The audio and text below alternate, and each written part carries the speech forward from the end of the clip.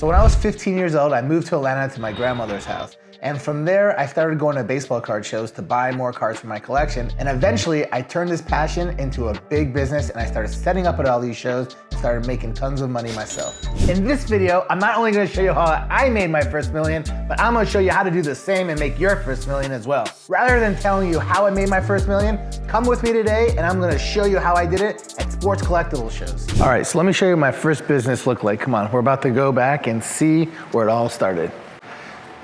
Oh, it's the elevator.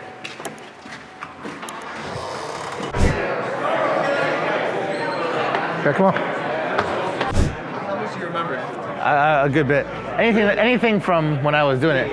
The new shit I don't know, but any of the older shit for sure. The old as fuck, those cards. From the 19-teens. Whoa. They're from the 19-teens. Yeah, that's crazy. That's 1906. Yeah, 1906. It's like some of the first years I made them. Yeah. Growing up, I was a huge sports fan and an avid collector of sports cards. And later in life, I turned this into a very profitable business. So I started off making about $1,000 a week when I was 15 years old. Then it went to like $2,000, $3,000 a week by the time I was 16, 17 years old. And before you know it, I was making thousands and thousands of dollars every single week. This is how I ended up making $1 million and actually saving $1 million in my bank account by the time I was 19 years old. So today was the first time in over a decade that I've been to a sports card convention. So I had no idea what to expect when I went there today. I didn't think I would meet anybody that I knew from 30 years ago. Yeah, you remember me. Yeah, holy fuck, you remember me. Can't believe you remember my name and everything. That's crazy. Holy shit. Yeah. You were doing it when I started. So when I was 15, back in the early 90s, this is when I was doing it. Yeah, everywhere. Yeah, we did that. We did Kennesaw. We did Gwinnett. We did. Yeah, well, Gwinnett was a big one. Someone that used to be big in the baseball cards when I was doing it, they used to set up every week. I don't know if he's in it or not anymore. I haven't. Brian Manko. He was in here. He was? He may still be. Brian, back to back. What does he look like? He's lost There's one in the ugly. Oh, oh shit! I recognize him too. Show me which one's Brian though. Oh, that him? Yeah, with black shirt on. That's Brian. I mean, that's him. Miko, yeah. Holy fuck! He looks. I would never recognize him. Dude, I have zero recognition. I have no idea. That's him. Holy fuck. Hey Brian, you recognize me? Oh my gosh. Huh? He said my name and everything. God. It was one of my best friends back in like 1990. God. So he used to have I used to have long hair. He was like a ladies' man. Before all this bald stuff came in. I actually learned a lot from this guy in baseball cards. Like he was like one of the people that I looked up to. He was like the best wheeler dealer back then. Like literally, I don't know. He might suck now. I don't know. But back then, like we did the same exact shit. Like so, I didn't think I was gonna see anyone that I knew or was familiar with. But I happened to see about 4 or 5 people that I remember from when I was 15, 16 years old, when I was selling sports cards back in those days. And actually one of the people that I met today was one of my mentors that I learned a lot from back when I was 15, 16, 17 years old. We were able to have a little bit of a conversation today. It was so cool catching up. I was amazed the very first time that we were just talking about stuff, about what you wanted to do and all that mess. And you know, you were telling me, you know, you're busy saving money and doing this. And you brought me in your back room. I don't know if you remember this. And I said, well, you know, what are you trying to accomplish? And you said, well, I'm well on my start. And you showed me your money market account. At that time, my bank account. As a 15-year-old kid, you had like $200 and some thousand in there. And that's the truth. As a 15-year-old kid, and next thing you know, all the Beanie Babies. I was probably 16 by then. When I was 15, when I was 16, I had that much. When I was 15, it was less. Yeah, so a year later. You're a year later, Oh, I'll get my story correct. But by the time I was 19, I already had $1 million saved in my account. Nice. Yeah.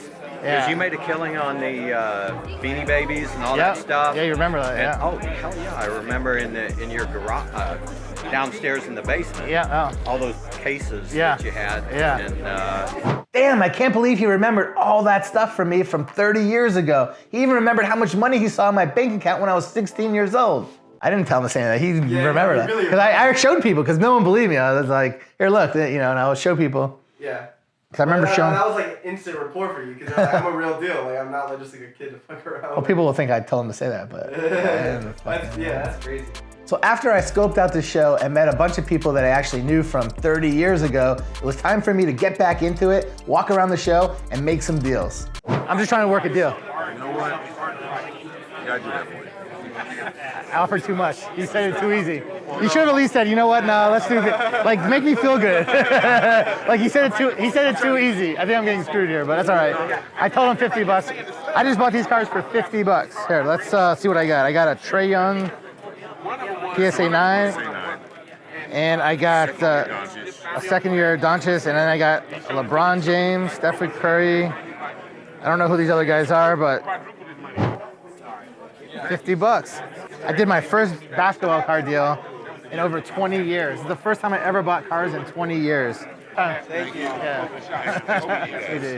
This is the coolest thing about coming to sports card shows. The way you make money is not selling stuff. The way you make money is buying stuff. You make money when you buy it, not when you sell it. Because it's worth what it's worth for the most part. But getting a good deal when you buy it is how you make your money. That's how I made all my money when I was selling sports cards. I used to buy people's collections. So as you see here, buying sports cards. That's more important than selling them. That's how you make your money. That's what I'm telling you. Hanging around him is how I got so aggressive. Like he used to buy. He's the only one. Yeah, you gotta look out for these aggressive people. Successful show. I got a bunch of cards. I got some Trae Youngs, some Lucas, more Trae Youngs. My kids love the Hawks, so got some Hawks cards for them. Now that you guys know how I made my first million, I'm gonna show you the strategies that I applied and how you could apply them to make millions going forward. So one of the first things I learned is the value of money. Like I had to make all my own money. This made me appreciate money much more and not waste money. In the same regard, this taught me how to have great work ethic. Why work ethic is like a, say it a whole bunch of times fast. It's not, huh? Yeah, see? She did the same shit, worth. In the same regard, this taught me a very good work ethic. This is the first real business I had, and I had to bust my ass to get everything that I made. Another thing that I learned from this is to always try to turn your passion, your experience, and your knowledge into your next business. People ask me all the time, well, what should I get into? What should I do? Well, whatever you have knowledge in, whatever you've done before, whatever you're passionate about, that's the first thing where you should start. Now, of course, this isn't to say that you can't do anything else that you don't know about, but when you start off, this is what I'd start with. Another thing that this taught me was the importance of due diligence. Like, no matter what business you do, you have to do a ton of due diligence to make sure that you have a step ahead of everybody else in your market. So what I did for due diligence in baseball cards, I would always check every single day, every single month, a new price guide came out, how much each card was worth. I would study the shit out of these cards so I knew them better than anybody. And I kept buying more and more cards, and the more I bought, the better and better that I got.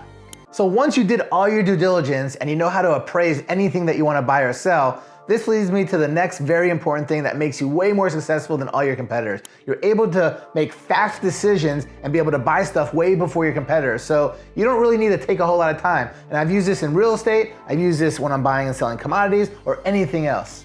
So one thing that this taught me very early on was you have to build rapport. When you build rapport, you get people to like and trust you. And once someone likes and trusts you, you can make any deal happen. Like they'll literally give you stuff for way less than what they really should. Just like when I went to the card show today and bought these cards that were worth $100 for $60, is because I got that guy to really like me and trust me, and he just wanted to give me a good deal. So after you build that rapport, this leads me into the next very important thing I learned. Every single deal you do, there's always something to negotiate. And I learned early on how important to negotiate and what the best ways to do it and the best ways not to do it. And I've taken these strategies and I've used them in every other business I've had. Another cool thing about going to all these sports card conventions is it made me go into these big rooms with all kinds of people, which by the way, I still use to today. This is what networking is. I literally was in these rooms networking with hundreds of different vendors, sellers, and everybody else. And this is so important. This is how you get your name out there and you get people to send you more deals than you even expect. People always ask me, how do I buy a house a day? How do I get this? How do I get this? It's because I network so much. Everybody knows me and everybody knows what I do and everybody trusts me. I've built rapport with them, and this is what all ties everything together.